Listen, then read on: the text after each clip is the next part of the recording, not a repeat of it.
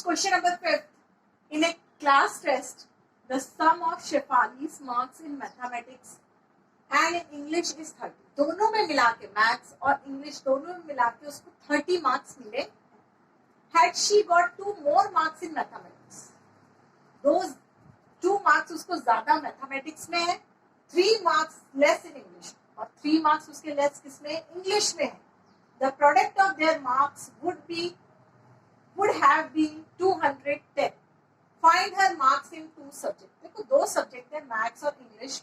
Maths plus English दोनों में मिला के शेफाली को 30 मार्क्स मिले हैं. हमें ये नहीं पता है कि उसको मैथ्स में कितने मिले हैं और इंग्लिश में कितने मिले, बट दोनों को मिला के हमें पता है कि उसे 30 मिले हैं. तो लेट उसका हम एक्स, मैथ्स में उसके अगर एक्स लेट कर लेते हैं, तो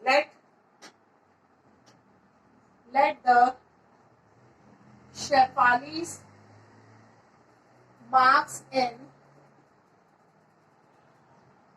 mathematics be x and in English will be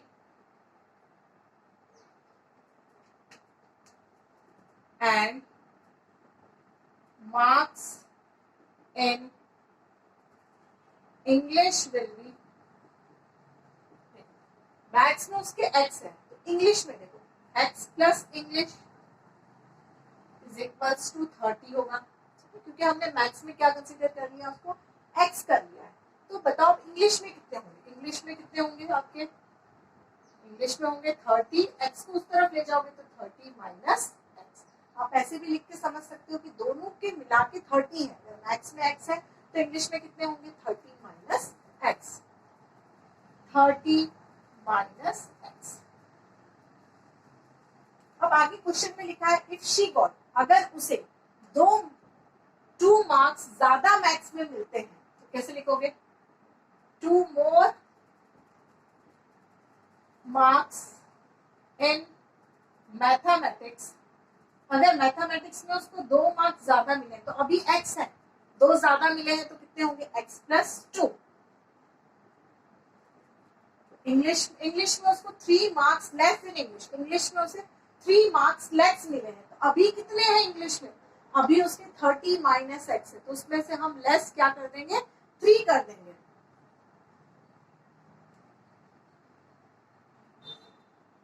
less marks in English.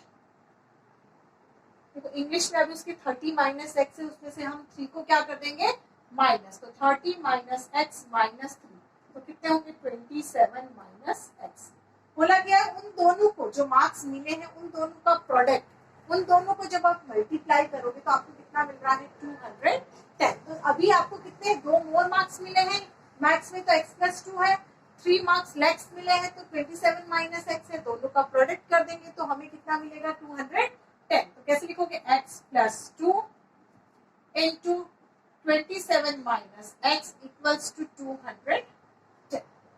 अब आपको ब्रैकेट ओपन करना आता है, x 27 minus x plus 2 27 minus x equals to 210.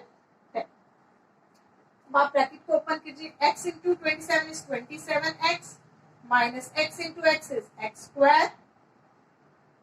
Next plus 2 into 27 is 54 minus 2 into x is minus 2x equals to 210. अब आप देखिए यहाँ पे आपके पास है माइनस एक्स स्क्वायर, अब 27x और minus 2x plus minus is minus 27x minus 2x is 25x plus 25x plus 54 equals to 210.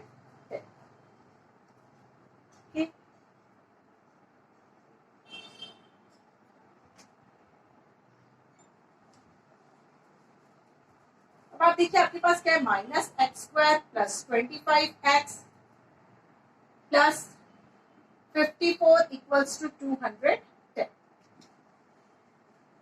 अब देखो आप माइनस एक्स स्क्वायर है, हमेशा आप एक्स स्क्वायर की टर्म को प्लस रखिए, तो ये माइनस एक्स स्क्वायर कहाँ पे चला जाएगा, यहाँ पे आरएचएस में चला जाएगा, तो पूरा क्या हो जाएगा, प्लस हो जाएगा.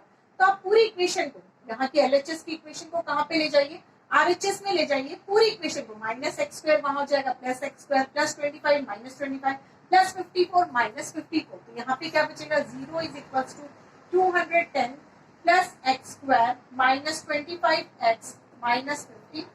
अब आप इसको करेक्ट फॉर्म में लिख लीजिएगा। एक्स स्क्वायर कभी भी हमारे एलएचएस में 0 नहीं रखना होता, हमें आरएचएस में 0 का रखना रहता है, तो आप इसको लिख सकते हो ऐसे x square minus 25x plus 210 minus 54 equals to 0। आप इसको ऐसे भी लिख सकते हो। आप इसको एलएचएस से आरएचएस में लेके नहीं गए हो, आपने इसको करेक्ट फॉर्म में लिखा है सिर्फ।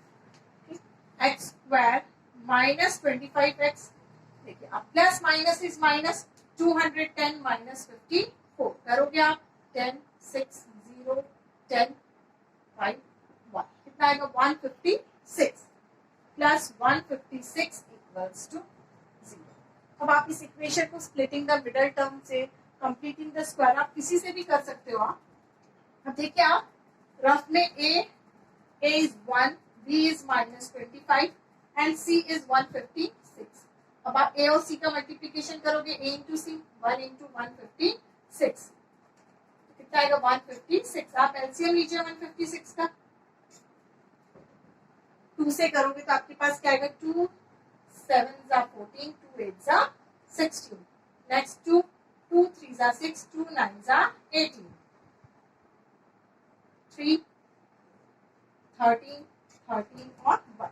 देखो आपको 25 चाहिए तो आप 25 कैसे लेके आओगे 2 2 4 4 3 12 ठीक 2 2 4 4 3 12 12 प्लस 13 इज 25 ठीक। बट आपको प्लस 25 नहीं चाहिए, क्या चाहिए माइनस 25, तो आप लिख सकते हो माइनस 12 माइनस 13 इज माइनस 25 लिख सकते हैं।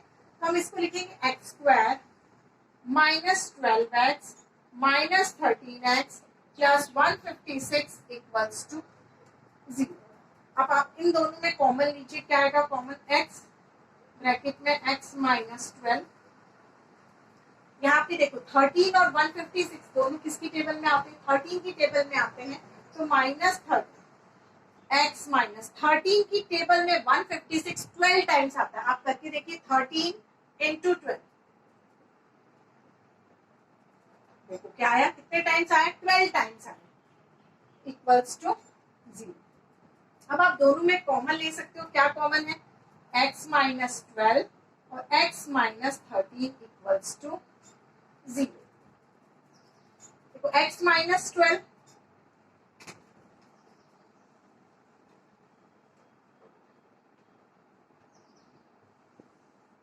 x minus 12 equals to 0 then x equals to क्या होगा 12 मार्क्स मिले, और x minus 13 equals to 0 means x equals to 13। अगर उसके मैथ्स में आपके पास x की दो वैल्यू आई है 12 और 13, आपको दोनों वैल्यू से निकालना पड़ेगा कि उसके मैथ्स में कितने मार्क्स हैं और उसके इंग्लिश में कितने मार्क्स हैं। यहाँ पे बोला है find her marks in 2 subject, दोनों सब्जेक्ट्स में कितने मार्क्स हैं वो आपको निकालने हैं।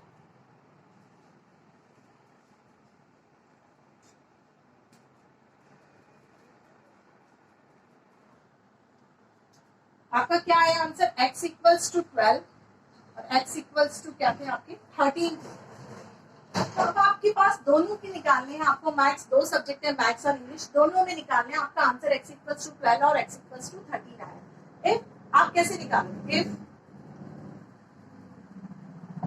Marks in maths x equals to 12, अगर मैथ्स में अगर मैथ्स में 12 मार्क्स है तो इंग्लिश में क्या होगा, देन मार्क्स इन इंग्लिश में निकालिए आपके पास कितने होंगे 30 माइनस एक्स था आपके पास। जब आपने लेट किया था तब क्या किया था, मार्क्स मैथ्स के मार्क्स को x कंसीडर किया था और इंग्लिश के मार्क्स को क्या किया था 30 माइनस एक्स लिया था। तो अभी मार्क्स इन मैथ्स में अगर उसके 12 मार्क्स हैं तो इंग्लिश में कितने होंगे 30 माइनस एक्स, तो 30 माइनस 12 कितने होंगे उसके 18 मार्क्स होंगे उसके इंग्लिश में। और अगर इफ मार्क्स इन मैथ्स या मैथमेटिक्स में लिख सकते हो आप, मैथमेटिक्स के क्वेश्चन में तो आप पूरा मैथमेटिक्स लिखिएगा, the marks in maths x equals to 30, अगर 30 मार्क्स है मैथ्स में तो इंग्लिश में कितने होंगे, देन मार्क्स इन इंग्लिश होंगे 30 minus x means 30 minus 13, 30 minus 13 is 17। तो जब आपके मैथ्स में 12 होंगे तो इंग्लिश में 18 होंगे।